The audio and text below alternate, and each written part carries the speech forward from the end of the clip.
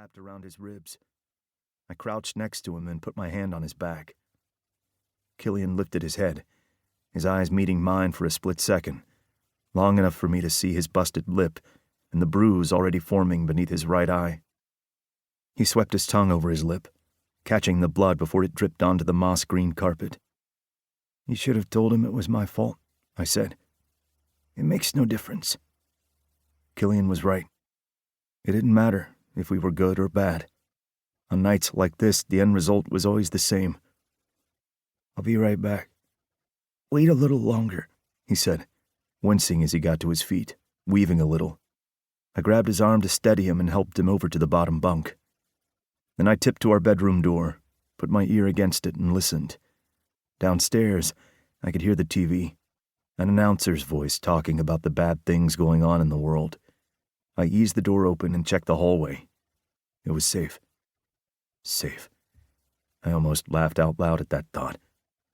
But I wouldn't. I knew how to be quiet.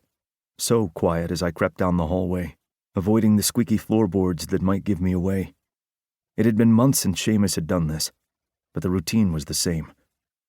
I ran a washcloth under the water, gathered my supplies from the bathroom cabinet, and returned to the bedroom, closing the door behind me. I cleaned up Killian's face as best I could while he lay on the bottom bunk with his eyes closed. "Can you sit up?" I asked. "Just leave it. The tape makes it better. You said so last time." He sighed and got into a sitting position, his jaw clenched to fight the pain and keep from crying out. I helped him out of his pajama top, then wrapped his ribs with the surgical tape. Firm but gentle, so I didn't hurt him any more than he already was. I tried to patch up all the cracks, hold his broken body together. Like always, Killian didn't even flinch. When I finished, he lay down on the bottom bunk and I returned the supplies to the bathroom, rinsing the blood from the washcloth before I tossed it in the hamper. Sometimes I thought I should hang the bloody washcloth in Seamus's room so he could see it first thing in the morning when he woke up, not drunk anymore. But that would be like waving a red flag at a bull. I climbed into the top bunk and stared at the glow-in-the-dark stars I'd stuck on the ceiling a few months ago. Mrs. Garcia, our babysitter, gave them to me for my 7th birthday. I'd pointed them out to her in a shop one time and she'd remembered. When I'd first stuck them on the ceiling, I'd been disappointed that you couldn't even see them.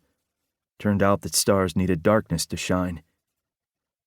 "We need to tell someone," I said. "Who you gonna tell?" I'd been over this in my head about 1,000,000 times. My thoughts kept me up at night. I had too many of them racing through my head. Sometimes I couldn't slow them down. "Mrs. Garcia," I said. She was always nice to us, but she didn't speak very good English, and I doubted she understood half the stuff I said to her. I'd been known to pour out my heart to that woman, and I was always telling her stories, but all she did was smile and nod.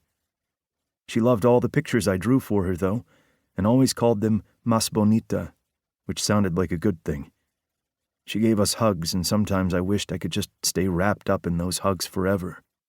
Killian always broke free and said he was too old for hugs, but not me. "Maybe I need to learn Spanish, so she'll understand what I'm saying. Or I could draw her a picture, maybe.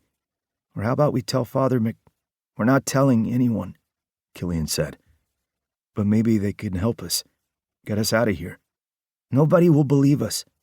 "They might. We can at least try." "Let's say someone believed it. You know what would happen to us?" Killian was only 3.5 years older than me, but sometimes he acted like he was an adult and I was the stupid kid.